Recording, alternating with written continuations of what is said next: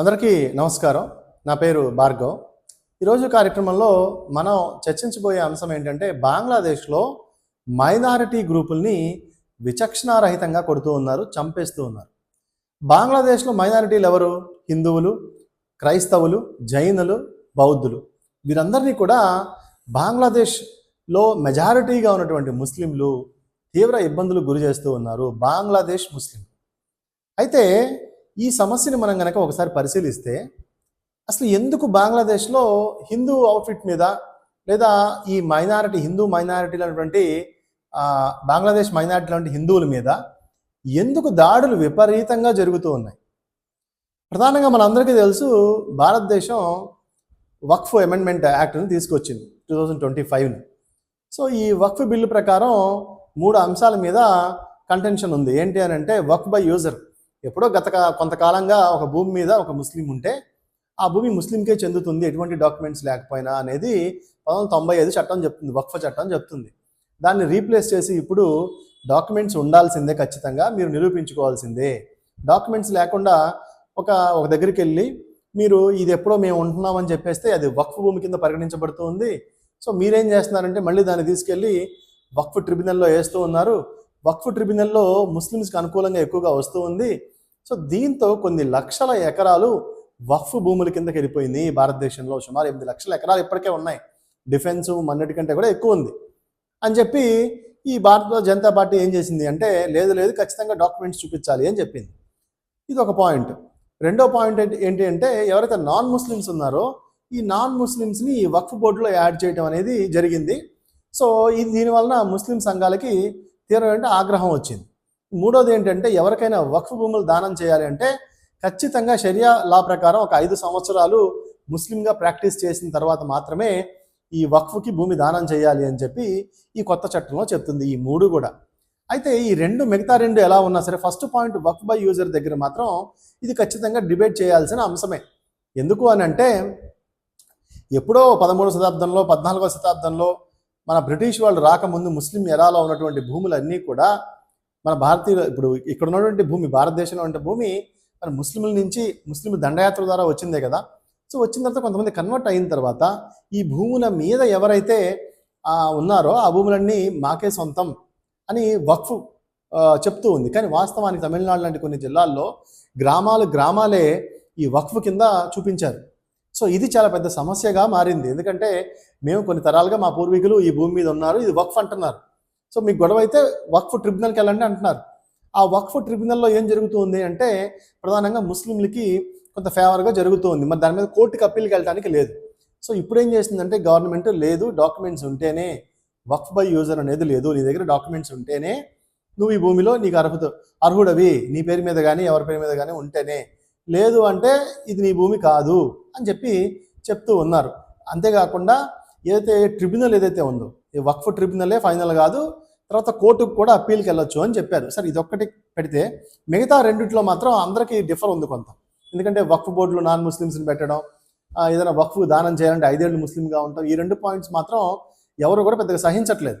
కానీ ఒక పాయింట్ ఏదైతే ఉందో, ఈ కొన్ని సంవత్సరాలుగా ఈ భూమి మీద ఉన్నాం, ఈ భూమి మాదే, డాక్యుమెంట్స్ లేకపోయినా ఇది మాదే అని వక్ఫ్ బోర్డు ఏదైతే చెప్తూ ఉందో, ఈ యాక్ట్ మాత్రం ఖచ్చితంగా చర్చ జరుగుతుందని చెప్తుంది. సరే, ఈ 3 పాయింట్లు తీసుకురావడంతో పెద్ద ఎత్తున నిరసనలు భారతదేశంలో జరిగినాయి. భారతదేశంలో కొన్ని రాజకీయ పార్టీలు కూడా ఊతం ఇచ్చినాయి. ప్రధానంగా భారతీయ ముస్లింల్లో మనకి ఎక్కడా కూడా ఏదైనా మనకి డిఫర్ అయితే ఖచ్చితంగా మనం మాట్లాడుకుంటాం, చేస్తాం. కానీ ఈ వెస్ట్ బెంగాల్లో మాత్రం ఇవి చాలా తీవ్ర రూపం దాల్చినాయి. ఎందుకు అని అంటే, ఈ వెస్ట్ బెంగాల్లో భారతీయ ముస్లింలే లేరు. భారతీయ ముస్లింలు సెక్యులర్ ముస్లింలు.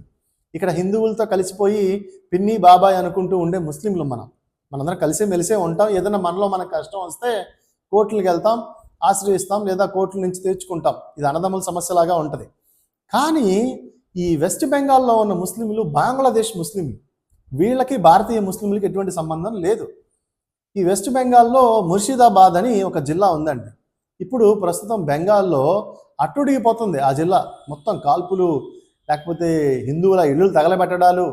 వెస్ట్ బెంగాల్లో హిందువుల దుకాణాలు తగలబెట్టారు, హిందువులు ఇళ్ళు తగలబెడుతున్నారు, ఆ రైట్స్లో హిందువులు చనిపోవడం జరుగుతుంది.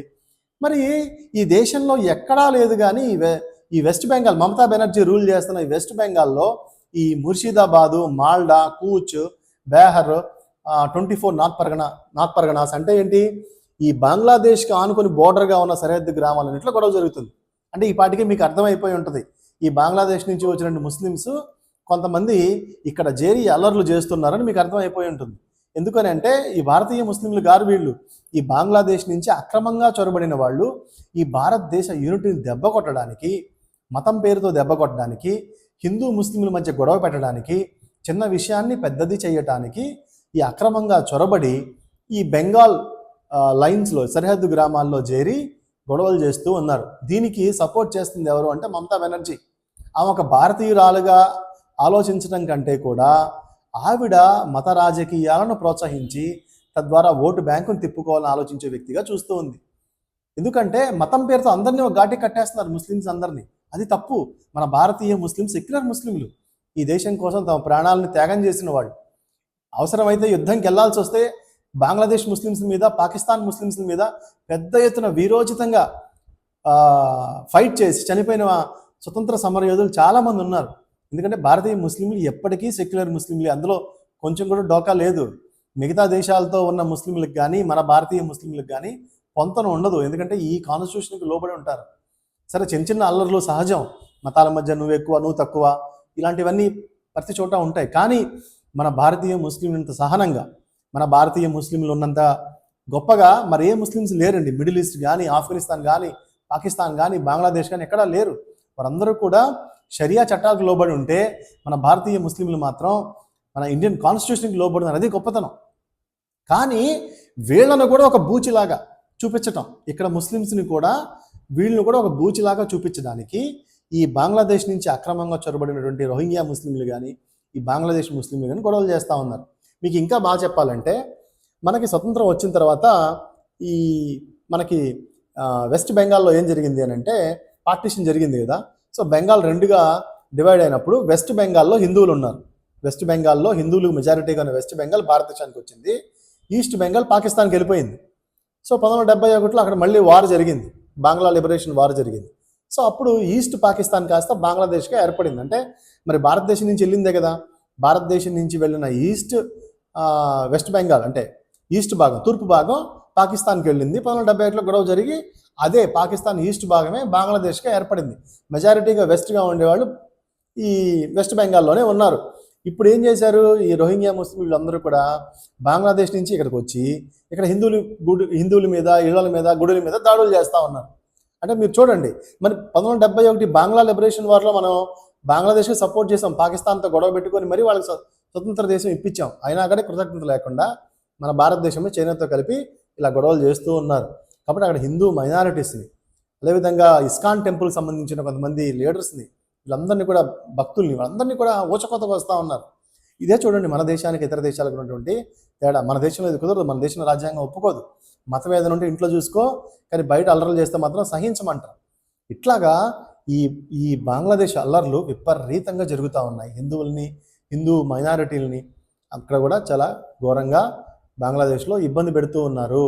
అయితే ఈ వక్ఫ్ యాక్ట్ చూసుకొని కొంతమంది ఈ ఎంఐఎం మజ్లిస్ పార్టీ ఏంటి అని అంటే ముస్లిం దేశంగా ఈ దేశాన్ని ప్రకటించాలని చూసేది. అంటే కాన్స్టిట్యూషన్ కంటే కూడా ముస్లిం షరియా లా కోసం ట్రై చేస్తూ ఉంటుందన్నమాట. ఈ ఎంఐఎం పార్టీ కూడా ఇప్పుడు పెద్ద ఎత్తున బేగంపేటలో ఒక ఇది చేస్తూ ఉంది, మీటింగ్. కాబట్టి మతవాద దేశాలు, అది హిందూ మతం అనివ్వండి, ముస్లిం మతం అనివ్వండి, క్రైస్తవ మతం అనివ్వండి, మత స్థాపన జరగాలి అని కోరుకునే వాళ్ళకి చివరికి విషాదమే మిగులుతుంది. మత రాజ్యం కనుక వస్తే అది ఏ మతమైనా అవని నాశనం అయిపోతుంది. ఎందుకంటే ఇప్పుడు ఆఫ్ఘనిస్తాన్లో మతరాజ్యం నడుస్తుంది, తాలిబాన్లు ఉన్నారు. నిజమైన జ్ఞానులందరూ కూడా మసీదుల్లో ఉన్నారు, వాళ్ళని హింసిస్తున్నారు. కాబట్టి మతం రాకూడదు, కాన్స్టిట్యూషనే ఉండాలి. కానీ ఇలాంటి రెచ్చగొట్టే అవుట్ఫిట్స్ మొత్తం భారతదేశంలో అల్లకల్లోలం చేయడానికి బంగ్లాదేశ్ వేదికగా కుట్రలు జరుగుతూ ఉన్నాయి. దీనిని భారతీయులందరూ కూడా జాగ్రత్తగా గమనించాల్సిన అవసరం ఉంది. ఇది ఈరోజు వీడియో. మరొక మంచి వీడియోతో మళ్ళీ కలుసుకుందాం. అంతవరకు సెలవు, నమస్కారం.